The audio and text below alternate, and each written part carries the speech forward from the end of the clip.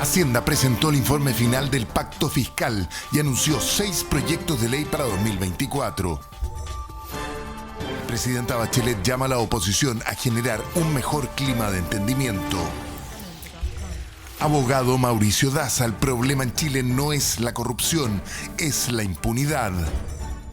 Les aviso que viene más. Javier Milei promete reformar el Estado argentino en profundidad.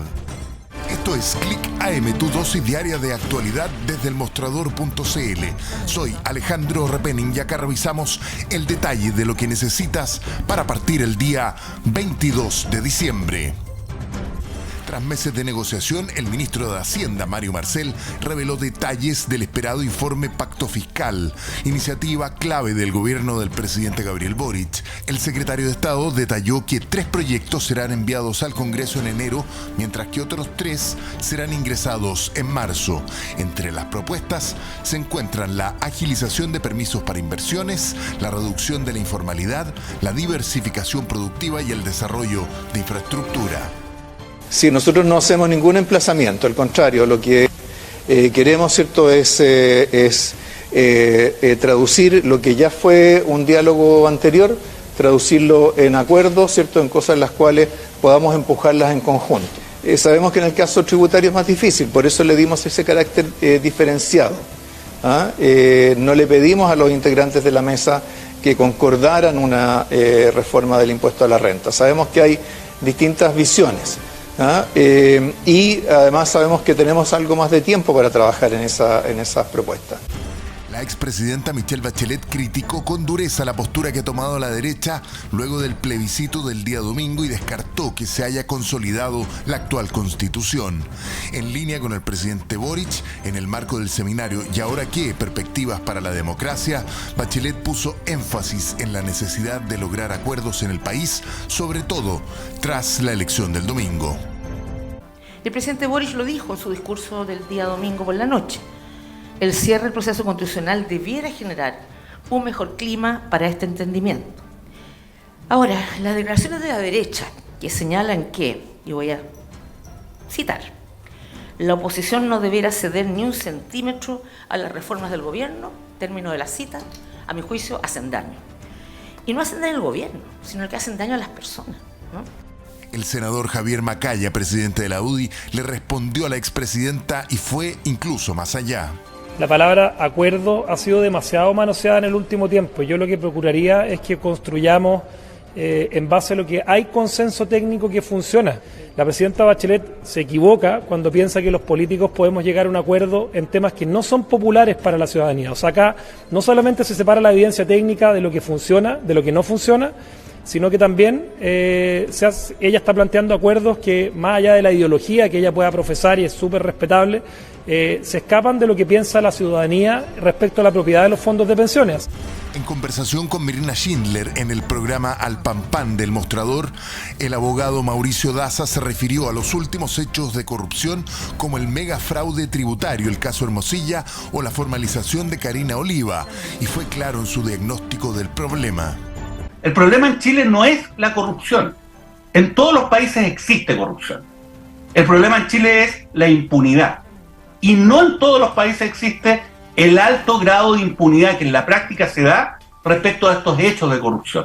El Senado despachó este jueves el proyecto de reajuste salarial del 4.3% para los empleados del sector público, incluyendo todos los artículos de normas misceláneas, como el que se refiere al indicador del costo de salud ICSA, que permite a las ISAPRES adelantar a marzo de 2024 el aumento anual en el valor de sus planes. Esta medida, impulsada por el gobierno, es vista como una especie de salvavidas a las ISAPRES para aliviar el impacto de la aplicación del fallo de la Corte Suprema sobre las garantías explícitas en salud, GES, que entra en vigencia en enero próximo. El líder del Partido Republicano, José Antonio Kast, reconoció este jueves su intención de competir por tercera vez con una candidatura presidencial con miras a las elecciones del 2025. En entrevista con el programa Estado Nacional de Televisión Nacional de Chile, admitió que "me encantaría", dijo, aunque depende de todos los republicanos. Descartó participar en una primaria con Chile Vamos, por lo que iría directamente a primera vuelta. Operarios de la Forestal Mininco fueron atacados por un grupo de desconocidos mientras realizaban trabajos con resguardo del ejército. Los agresores dispararon contra el vehículo militar que custodiaba el área, desencadenando un intercambio de disparos. No se reportaron heridos. El presidente Javier Milei anunció que van a llamar a sesiones extraordinarias del Congreso y enviar un proyecto de ley para la modificación del Estado argentino, y anunció un ambicioso proyecto que provee reformar más de 300 normas y leyes. La intención del mandatario argentino ultraliberal es desregular la economía argentina, que a su juicio está atacado por una maraña de disposiciones burocráticas y proteccionistas que impiden el repunte de la inversión productiva y que la actividad económica se fortalezca. Y ahora vamos al mostrador mercados.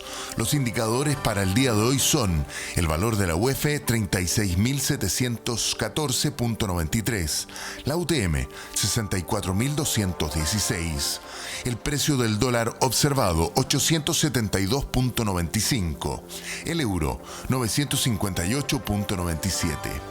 Andrés Montes Cruz fue renovado por unanimidad como fiscal de la Unidad de Investigación de la CMF por 6 años. Esto ocurre en momentos en que la misma institución lleva a cabo una investigación interna respecto a su participación en el caso Hermosilla. El sumario continúa y tiene carácter de reservado. Y ahora vamos con lo que viene para hoy. En el Teatro Oriente se llevará a cabo el velorio de la actriz Carmen Barros, quien murió a los 98 años. Y en la Corte de Apelaciones de Antofagasta se revisarán las medidas cautelares de prisión preventiva de Carlos Contreras y Daniel Andrade por el caso Convenios con Democracia Viva y la Seremi de Vivienda de esa región. Como siempre, te voy a recomendar 2 artículos de elmostrador.cl para hoy.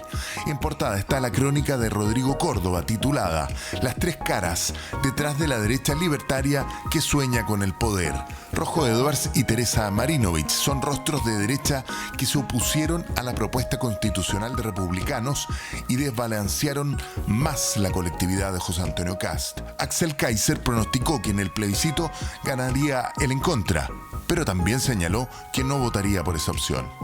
Y en segundo término te quiero invitar a leer lo que el periodista Carlos Saldivia nos cuenta: la trastienda de la inédita funa pública de los senadores en contra del secretario general del Senado, con un afiche que decía: lista de deseos 2024, no más acosos, no más hostigamientos, no más maltrato laboral. Un grupo de 15 legisladores en la sala realizó una protesta contra el secretario de la Cámara Alta, Raúl Guzmán. Se trata de un conflicto latente que tiene este desde 2019. Y con esto termina la edición de hoy de Click AM desde el mostrador, el poder de la independencia. Antes de irme te dejo una invitación: no te pierdas al Pan Pan con Mirna Schindler y Juntos y Revueltos con Fran Castillo, de lunes a viernes a partir de las 8 de la mañana, por nuestro canal de YouTube y luego, por supuesto, en Spotify y en todas nuestras plataformas digitales. Soy Alejandro Repening, que tengas un buen día y te esperamos en elmostrador.cl.